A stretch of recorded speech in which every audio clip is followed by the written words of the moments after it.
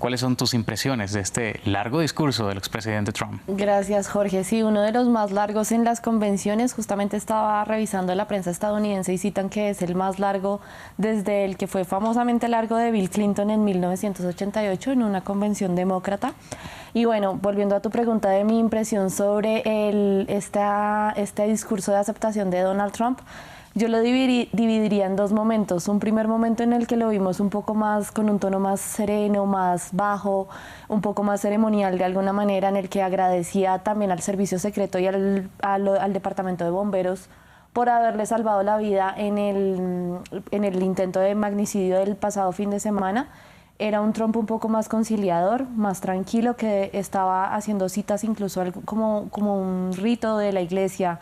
Estaba hablando como en un tono muchísimo más bajo, con muchísimo más moderado de lo que estamos acostumbrados a verlo siempre. Y particularmente hizo un llamado a la unión en este primer momento, con una frase para mí contundente que era: no debemos demonizar al opositor político. Esta para mí es la primera parte de Trump, la primera aparición de Trump apenas lo vemos después de este intento de atentado. Muy reflexivo y también incluso mencionando a Dios en muchas partes de este discurso. Definitivamente fue un Trump muy diferente al que estamos acostumbrados en la prensa, que es más agresivo, que es más altivo. Ahora parece, como vos lo decías, tratando de dar este mensaje conciliador, incluso diciendo que va a gobernar para todos los estadounidenses, no solamente para la mitad. Exactamente, sí, tal cual. Y como tú lo dices, también con un tono un poco religioso, me pareció a mí, como haciendo menciones a Dios y todas estas cosas, con mucho agradecimiento también por el decir que el estar acá era un milagro después de esto que sucedió el fin de semana pasado.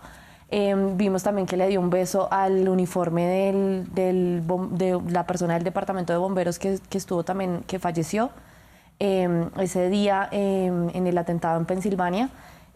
Pero esta para mí es la primera parte de Trump. Después de esto como que volvemos a ver un poco, en la segunda parte del discurso lo volvemos a ver un poco a él de nuevo, ya con un tono otra vez un poco más alto. Justo apenas después de decir esto de no debemos demonizar al opositor político, llama loca a Nancy Pelosi. Vuelve a decir que los demócratas están utilizando como un arma el Departamento de Justicia, perdón.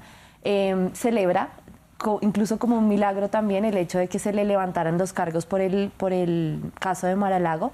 Entonces, muy poco después, minutos después de haber hecho este llamado a la unión y a decir que va a gobernar para todos, ya estaba también criticando a los demócratas. Si bien evitó mencionar, y él mismo lo dijo, que no iba a mencionar directamente a Joe Biden, sí lo hizo para decir que era el peor presidente de la historia de Estados Unidos. Sí, bueno, también habló de otros temas como la inflación, el tema de las fronteras, repitió mucha de esta desinformación que da a través de estos discursos, diciendo incluso que países como Venezuela o El Salvador en Centroamérica liberan a los presos para enviarlos a Estados Unidos. Hubo mucho de esto, ¿no? Siempre sí, repitiendo eso que ha venido diciendo en la campaña. Exacto, ya también hacia el final del discurso, hacia la segunda mitad, se concentró en hacer promesas, en prometer cómo va a ser su gobierno, y yo diría que en tres ejes fundamentales. Uno, pues la migración, con lo que mencionas, también diciendo información falsa, que Venezuela está bajo su tasa de criminalidad en un 72%,